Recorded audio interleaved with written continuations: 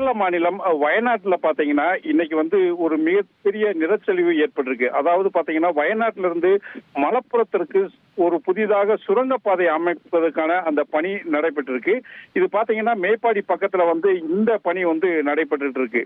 இந்த சுரங்கப்பாதை தோண்டும் போது அதிக அளவுல மண்கள் எல்லாமே எடுத்து அந்த சுரங்கத்தின் அருகே, அதாவது அங்க இருக்கிற ஒரு மலையை தடுத்து வந்து இந்த மண் எல்லாமே குவிச்சு வச்சிருக்கிறதுனால இந்த வந்து நிலச்சரிவு ஏற்பட்டிருக்கு அப்படின்னு சொல்லியிருக்காங்க.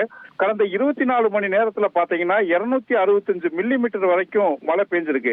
ஆனா கடந்த 2 தினங்களா வந்து இங்க, அதாவது வயநாடு பகுதியில வந்து மழைக்கான அறிவிப்பு எந்ததுமே கொடுக்கப்படலை. இருந்தாலும் பாத்தீங்கன்னா மிக அதிக அளவுல கனமழை பெஞ்சதுனால வந்து இந்த மண் சரிவு ஏற்பட்டிருக்கு. இந்த மண் சரிவுல இதுவரை பாத்தீங்கன்னா 3 பேர் உயிரிழந்திருக்காங்க. அதே போல வந்து 5 பேர் வரைக்கும் வந்து மாயமாயிருக்காங்க அப்படின்னு சொல்லிட்டு தெரிய வருது.